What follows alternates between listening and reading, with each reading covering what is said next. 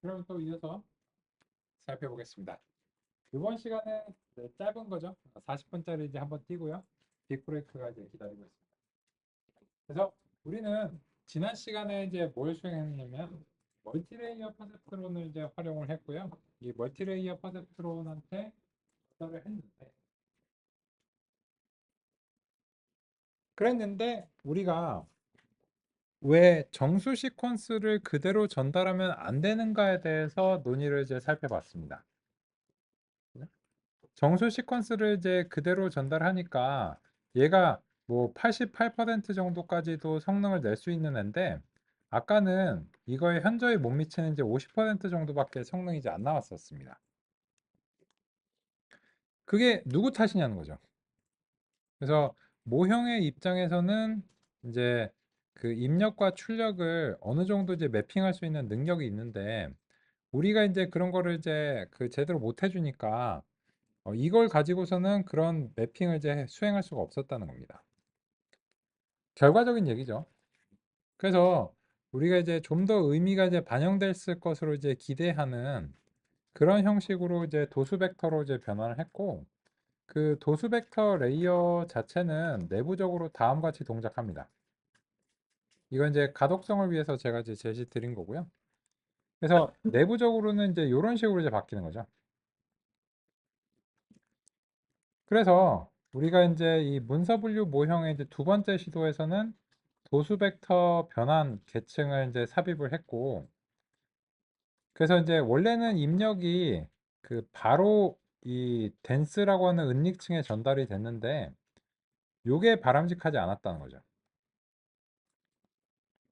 그래서 그럼 얘 정수 아니야? 얘도 정수죠. 얘도 정수인데 얘는 뭔가 의미가 있다는 겁니다.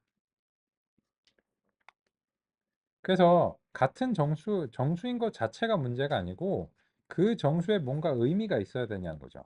이런 거죠. 사랑이라고 하는 단어가 많이 등장했어요. 그죠? 그러면 영화 리뷰의 맥락이라면 이 사랑이라는 단어나 뭐 좋아한다, 재미라는 단어가 많이 등장하면 얘네들은 같은 정수라도 재미가 많이 등장했다면 그것은 긍정적인 문서로 분류될 필요가 있다는 거죠. 이런 관계를 얘기할 수가 있기 때문에 이렇게 변환되고 나서의 이후의 정수들은 의미가 있는 것으로 이제 어느 정도 간주할 수 있다는 겁니다. 그래서 그 교재를 이제 보시면 이제 백오브 워즈 임베딩이라고 하는 부분에서는 단어 빈도와 단어 등장이 어, 의미를 이제 갖는 것으로 가정하고 있습니다. 라고 이제 되어 있고요. 교재에서는 그냥 개념만 제시가 됐는데 우리는 이 부분에 대해서 구체적인 코드로 살펴봤고 실제로 그런 변환이 결과적으로 성능을 향상시키는 데 기여했는가를 살펴봤습니다. 결론은 그렇다이죠. 그죠? 그렇다입니다. 그래서 그 다음과 같이 살펴봤는데 하지만 이 형태소 뭉치 이 형태소 뭉치를 기반으로 한 변환 자체는 그 나름의 한계점을 이제 가지고 있습니다. 왜 그런가를 이제 같이 한번 이제 살펴보겠습니다. 우리가 이제 그 학습을 이제 수행한 이제 모형인데요. 여기서 이 우리의 모형에서 이제 레이어즈를 한번 이제 접근을 해보겠습니다. 다음과 같은 방식으로요. 그러면 레이어즈를 접근을 해보시면 이 카테고리 인코딩 계층이 첫 번째 계층입니다. 그래서 이제 요 그 레이어즈의 첫 번째 계층을 보수 벡터 변환기라고 하겠습니다. 아까와 마찬가지로.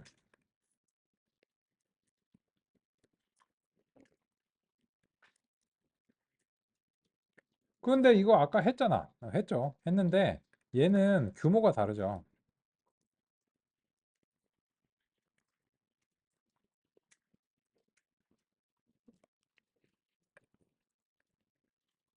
이 도수 벡터 변환기를 통해서 트레인 텍스트 어느 하나를 그 도수 벡터로 우리가 이제 수동으로 이제 변환을 해보려고 합니다. 아까랑 이제 마찬가지 방식이죠. 그러면 이 도수 벡터는 1바이 만짜리가 되게 됩니다. 그죠?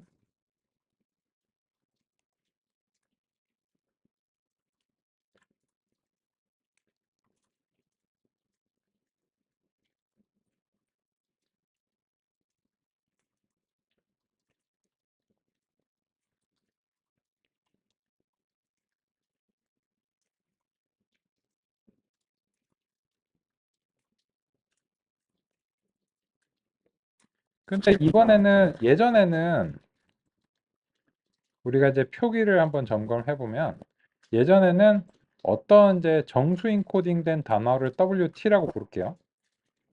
이 정수인 코딩된 단어가 그냥 바로 X가 됐습니다.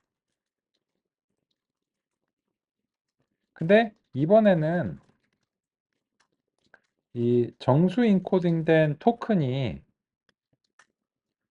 요 도수 벡터 변환기를 이제 거쳐서 바뀌기 때문에 얘는 이제 바로 이제 바뀌지 않고요.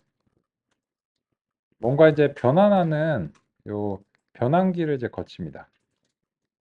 그리고 난 다음에 요 각각의 이제 단어들은 이제 어휘들 자체는 이제 X 이제 K로 이제 바뀌는 거예요. 그러면 이제 지금 이걸 제가 왜 했냐면 이 우리 모형에서의 어휘의 개수는 여기에 반영이 되어 있다는 겁니다. 근데 이거를 이제 또 해본 이유가 뭐냐면 이게 얼마나 비어 있을까? 이 정보가 거의 없는 것을 이제 희소한 벡터라고 이제 부르는데요. 이게 얼마나 희소한지를 한번 느껴보려고 합니다. 구체적으로. 그러면 이제 이 도수 벡터 변환기는 이제 정수를 내보내기 때문에 얘는 그 0인 것들의 개수를 세보면 됩니다. 그래서 이 10,000개 중에서 도대체 0이 몇 개일까? 그러면 이제 반대로 얘기하면 진짜로 이제 정보가 있는 거는 몇 개나 될까? 이런 점들을 이제 살펴보고자 합니다. 그래서 이제 그걸 이제 수행하기 위해서는 프린트문으로 이제 얘는 이제 해주고요. 이제 이 도수 벡터에서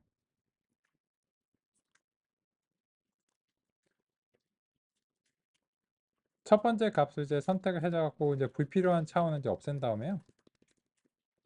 그리고 나서 0인 것들과 이제 비교를 해보겠습니다. 그리고 이제 넘파이의 그 텐서플로우의 자료 구조는 모형을 연산할 때는 필요한데 관찰할 때는 좀 불편해요. 그래서 그 요 텐서플로우의 자료 구조에서 관찰하실 때는 넘파이로 빨리 넘어오는 게 좋습니다. 그리고 보시면 정확하게 0인 것들이 이제 참이고 아닌 것들이 이제 거짓인데 우리가 관심 있는 거는 정보가 있는 것들이 몇 개인지를 알고 싶은 거예요. 그래서 0이 아닌 도수가 이제 0이 아닌 것들이 몇 개나 있는지를 알고 싶은 거죠. 그죠?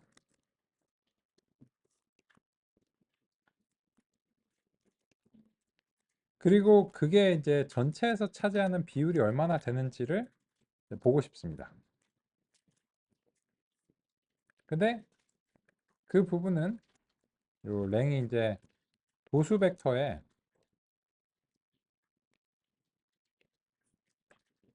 쉐입에서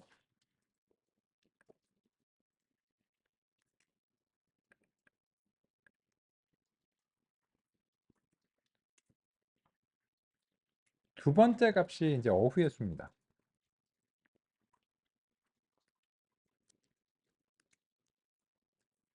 이건 이제 도수 벡터 변환기 자체에도 이제 그 값이 있고요. 이것과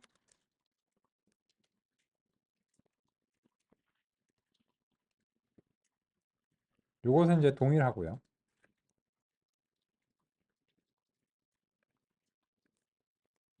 이제 가독성을 위해서 이런 식으로 작성을 해보겠습니다. 요거는 일단 생략하죠.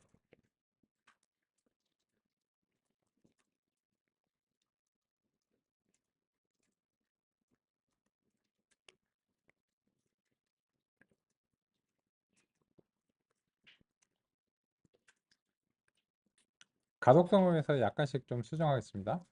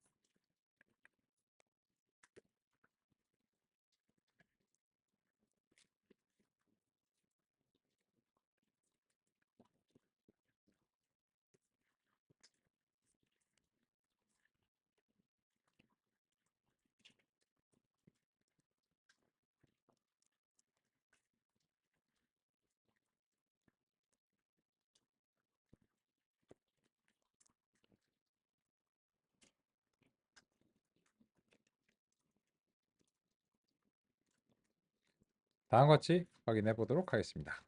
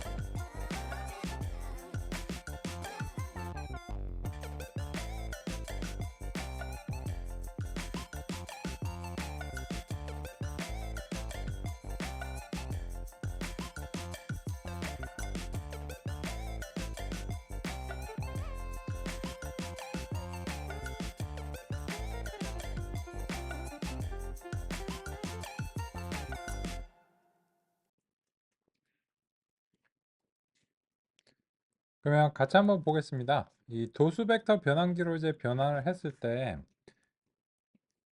실제로 값이 있는 것은 10,000개에서 이제 첫 번째 문서의 경우에는 120개밖에 안 돼서 유효 도수는 1.2%밖에 안 됩니다. 그냥 거의 대부분 다 비어 있는 거예요. 그죠? 그래서 이렇게 이제 거의 대부분 다 비어있기 때문에 사실은 이제 대단한 공간의 이제 낭비가 이제 발생하고 있는 것이고, 그래서 이제 그런 의미에서 이제 별로 좋지 않습니다. 그러면 이런 거를 이제 어디다가 반영하면 좋을까요? 이런 관찰과 정보를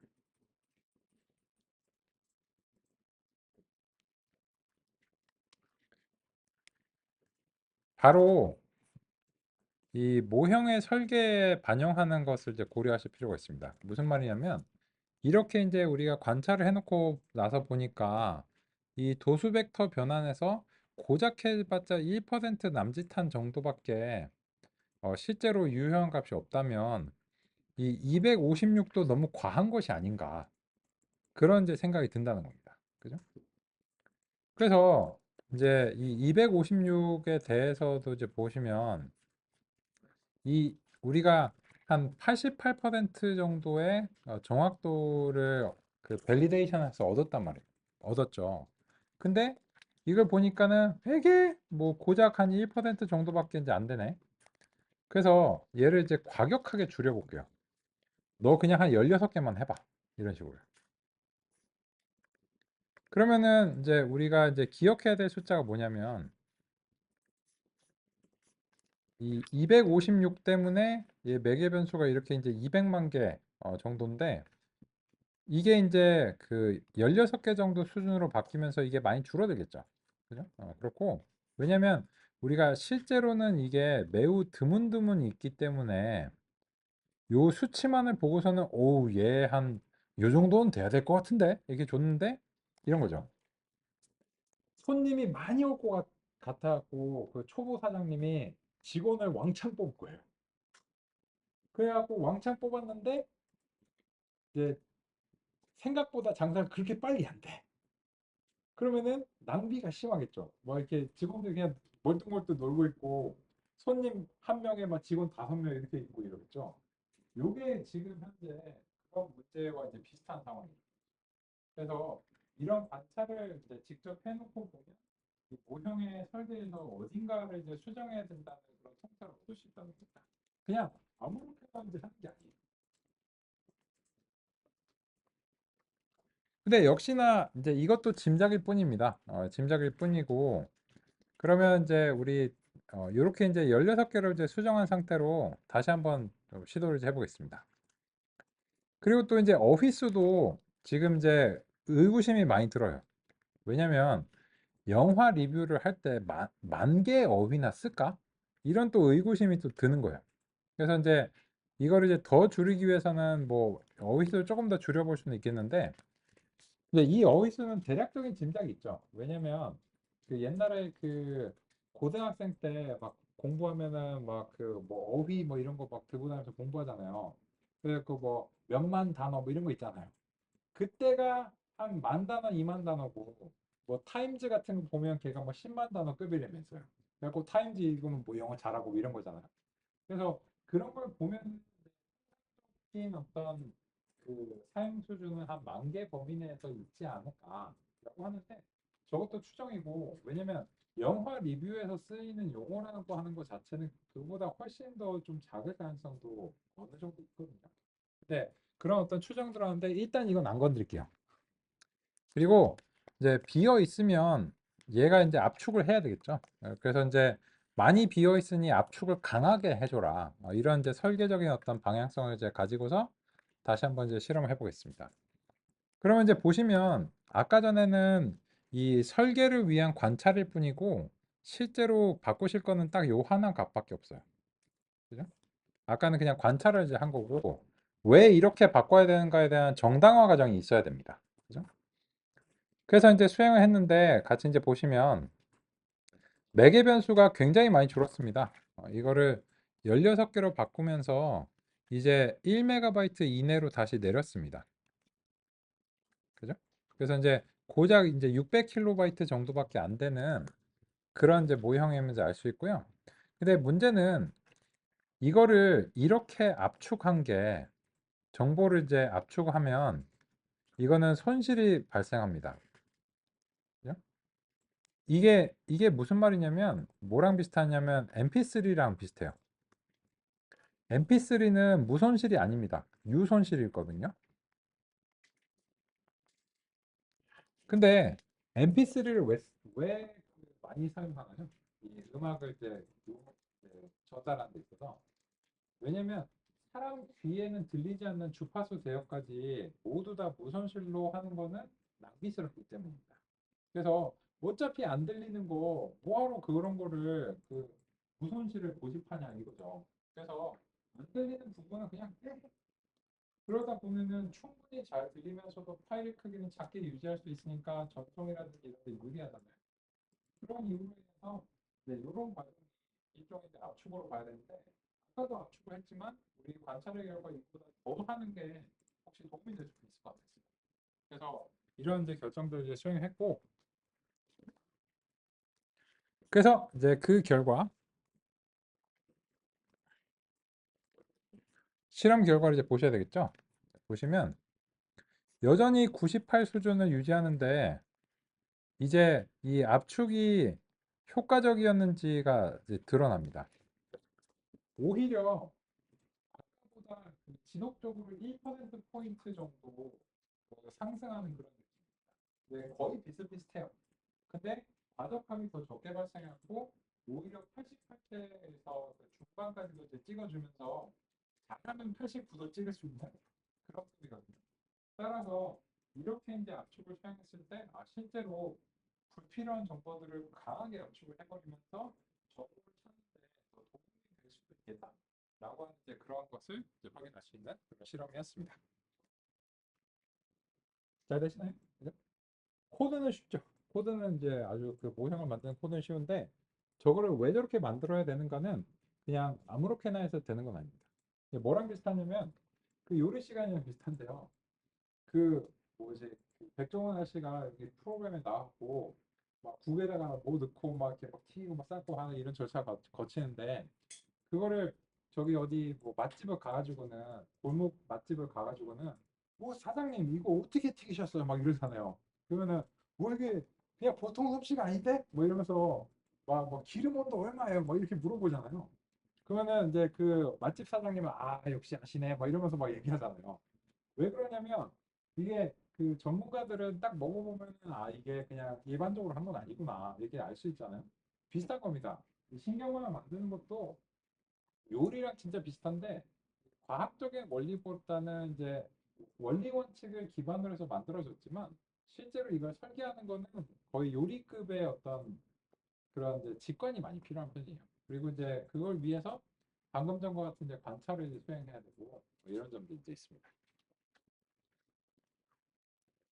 그래서 이제 다음과 같이 살펴봤는데 하지만 여전히 이거는 이제 이 도수 벡터 변환이 상당히 성공적이었지만 이런 것들이 언제까지나 성공할 수 있을까라고 하는 이제 의문이 듭니다. 왜 그런 의문이 드는가? 같이 이제 얘기를 해보겠습니다. 그래서 우리는 이제 다음으로 넘어가고 싶은데요. 63페이지의 요 TF IDF 요거는 안 하겠습니다. 왜냐하면 큰 의미가 없기 때문입니다. 그래서 이제 여기에 드리는 노력 대비해서 큰 의미가 없기 때문에 요건 좀 넘어가겠습니다. 보시면 그래서 이제 64페이지에서는 이제 TF, IDF 이제 얘기를 하는데 큰 의미가 없고 그리고 이제 65페이지에서는 딥 에버리징 네트워크라고 하는 것을 이제 사용하고 있는데 이게 방금 전에 만드신 것과 유사합니다. 얘는 이런 것들을 차원을 너무 늘리지 않기 위해서 평균을 이제 취하는 그런 방식을 이제 사용하는 점이 이제 차이점입니다. 우리도 할 수 있어요. 우리도 어떻게 이제 하냐면 여기서 이제 이 카테고리컬 인베딩을 이제 수행하고 여기서 이제 어,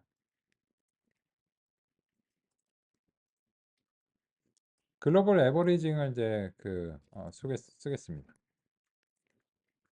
이렇게 이제 수행하고 같이 이제 보겠습니다.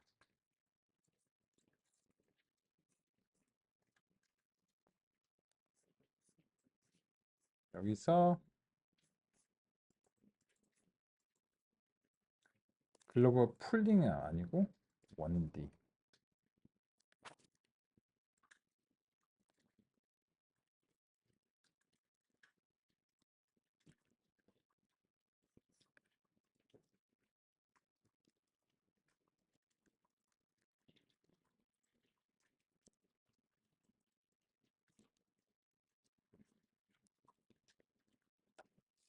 요거는 그 제가 이제 간단하게 보여드리려고 했는데 요거는 좀 너무 복잡한 것 같아요. 그래서 이제 이거는 그냥 좀 생략하겠습니다. 그래서 이제 여기서는 이런 얘기입니다.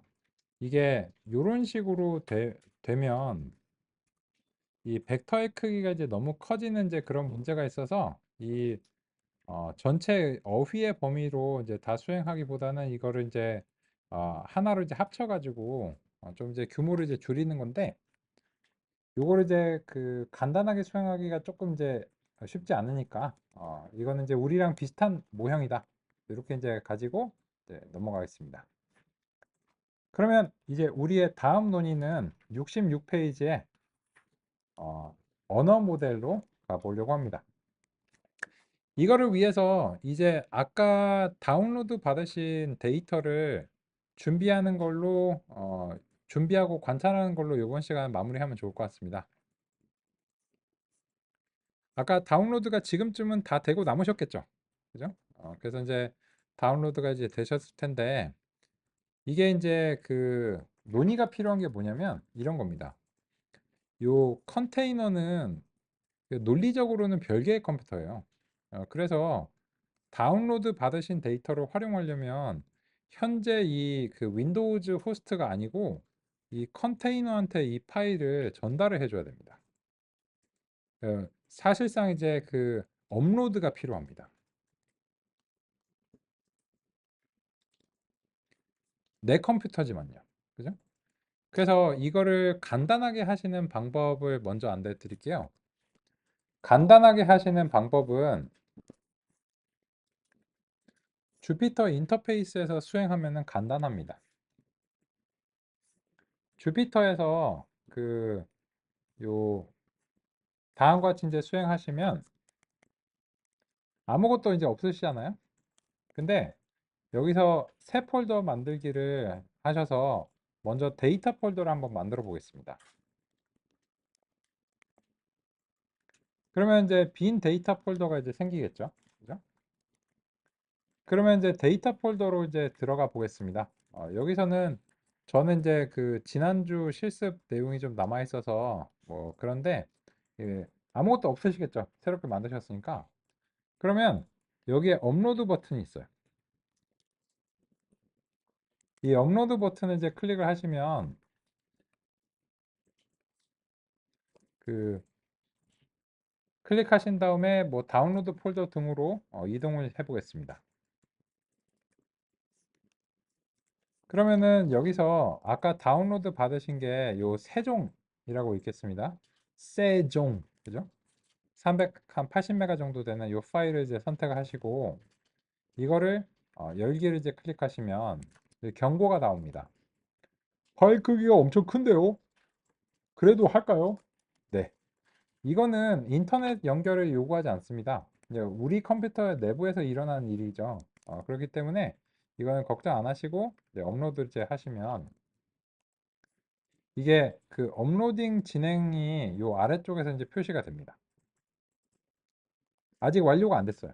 그래서 조금 이제 시간이 걸리고 하지만 이제 파일 자체는 이제 바로 이제 생성이 되고 그래서 완료가 되면 이제 완료가 됐다는 이제 영문 메시지가 나옵니다. 그러면 이제 요 세종이라고 하는 압축 파일이 데이터 폴더에 이제 다음과 같이 이제 올라갔습니다.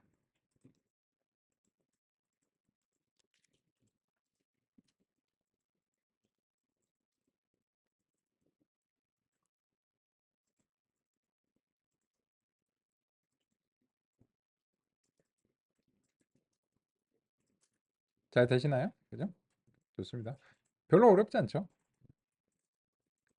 그러면 이제 그 두 번째 절차에 대해서 그 같이 이제 얘기해 보겠습니다. 보시면 주피터를 쓰시는 분들은 그냥 데이터 폴더에 들어가면 세종 폴더가 딱 보여요. 그죠?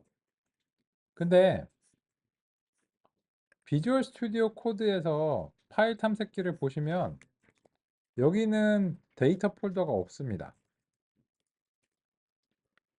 당연히 여기서 세종이라고 하는 파일도 볼 수가 없습니다. 왜일까요? 이 폴더는 윈도우즈의 폴더이기 때문이고요. 아까 그 주피터는 컨테이너 내부의 이제 폴더의 상태를 보여주기 때문에 이 두 개의 상태가 좀 서로 다르기 때문에 약간 헷갈리죠. 비주얼 스튜디오를 쓰시는 경우에는. 근데 일단 이렇게 이제 올리시면 그 저 파일이 있다는 것을 우리가 이제 확신할 수 있습니다. 그거는 이제 그 코드를 통해서 한번 확인해 보겠습니다.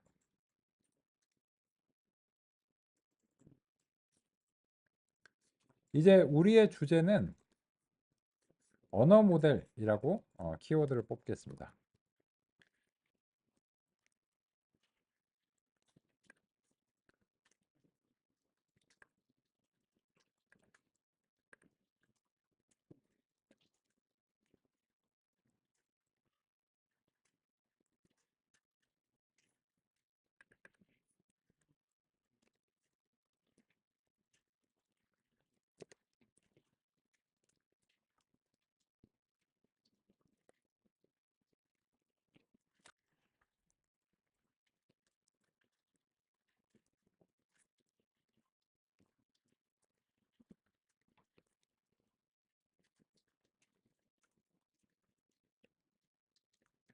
업로드가 완료가 되시면 이 비주얼 스튜디오 코드 탐색기에서는 볼 수는 없지만 코드 자체는 컨테이너 내부에서 실행이 되기 때문에 얘가 이제 요 셀 자체를 실행하면 주피터로 전송이 됩니다.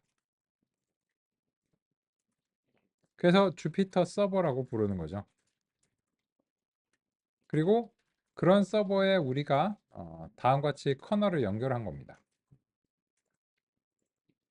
따라서 이 코드가 실행이 되는 시점에서는 주피터의 내부를 들여다보게 되고 그러면은 이제 이 모형의 그 데이터 폴더에 세종이라는 이제 폴더가 세종이라는 압축 파일이 다음과 같이 준비가 되어 있다는 것을 확인할 수 있고요.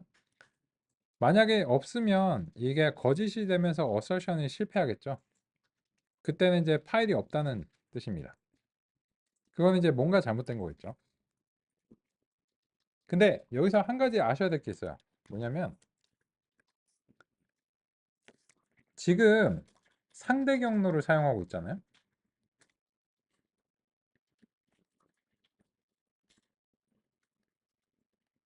그런데 이게 이제 엄청난 미스테리죠. 아니, 야, 이상하다. 데이2가 컨테이너에 없잖아. 네. 근데 얘는 어떻게 상대 경로가 가능하지?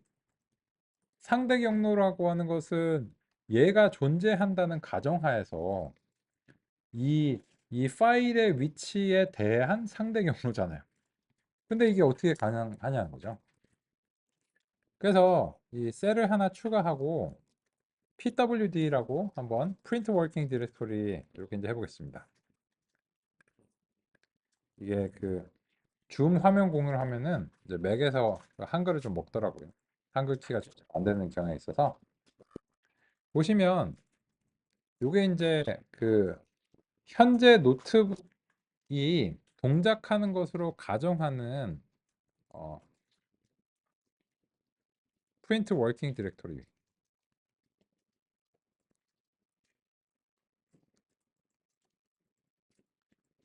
이 노트북이 있는 것으로 가정하는 위치가 여기입니다. 왜? 그거야 제가 그렇게 해놨으니까요. 그죠? 그 말은 이제 무슨 말인가 하면은 요 주피터에서 이제 보셨을 때 이 주피터의 루트 폴더는 이 루트 폴더가 제가 그렇게 설정을 이제 해놨고요. 미라는 사용자를 만들어 놨고 거기 이제 워크스페이스라고 하는 폴더를 제가 이 주피터의 루트로 설정을 해놨습니다. 그래서 이 원격으로 그 코드가 전송이 돼서 수행되는 코드들은 기본 루트 경로에서 동작한다고 이제 가정이 됩니다. 설령 여기 없어도요. 그죠? 그런 이유로 인해서 마치 여기 day1.ipy, day2가 있는 것처럼 간주가 되고 걔에 대해서 데이터 폴더가 다음과 같이 이렇게 이제 수행이 되는 겁니다. 그러면 이제 주피터 이제 비주얼 스튜디오 코드에서는 이 두 가지 상태가 좀 다르기 때문에 좀 유의해서 이제 보셔야 됩니다. 그러면 이제 다음으로는 우리가 또 해야 되는 작업이 있는데 뭐냐면 이 데이터 폴더에 세정 폴더가 압축이 되어 있는데 이 압축을 풀어야 또 우리가 이제 접근해서 이제 살펴볼 수 있는 부분이 있습니다. 근데 이거를 압축을 풀기 위해서 오른쪽 클릭하시면 여기 압축 푸는 명령이 없습니다. 주피터는 그런 거 하는 그 인터페이스는 아닙니다. 그럼 어떻게 될까요? 그래서 지금 동작하는 컨테이너 내부로 들어가서 명령을 실행해 주는 게 필요할 수 있습니다. 그래서 우리 처음에 그 파워쉘을 검색을 해 보겠습니다. 이 파워쉘을 이제 선택하실 때 유의하실 점이 있는데요. 요 하늘색의 파워쉘 ISE를 선택하시면 안 됩니다. 이건 안 돼요. 요 파란색 파워쉘을 선택하셔야 됩니다. 얘는 인터랙티브 쉘 스크립트 인바이먼트라고 요건 개발 환경이고요. 우리는 요 파워쉘을 이제 선택해야 됩니다.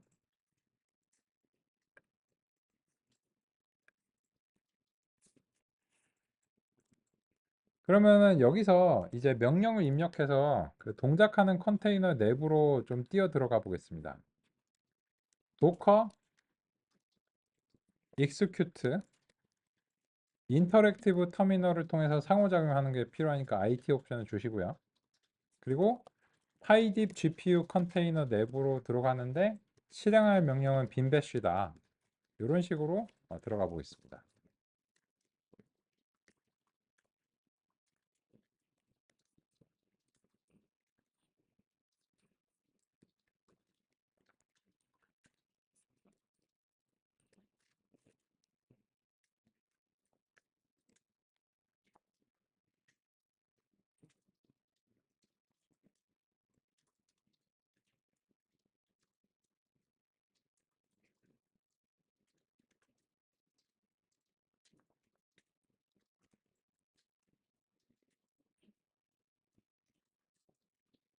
그러면 이렇게 들어오시면 이전에 이제 논의드린 대로 이 명령을 실행할 때는 윈도우즈인데 이 명령을 실행하고 나면 그 컨테이너 내부로 들어오게 됩니다.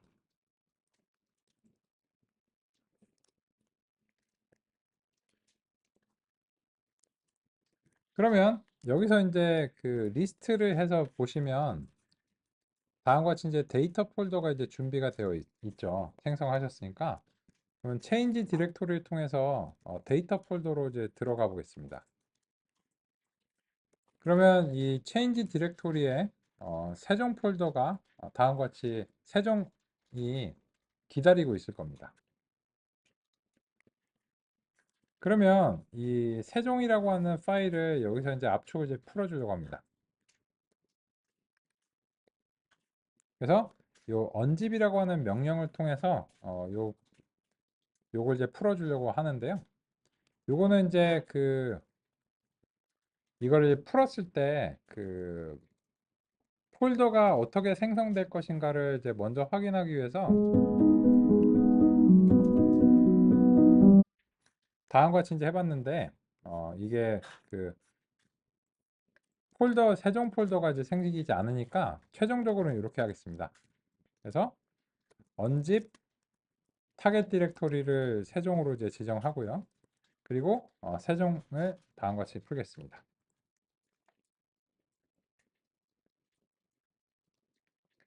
그리고 우리는 빅 브레이크를 갖겠습니다.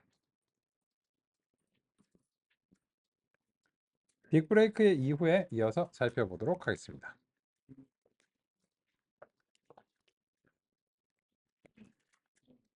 네.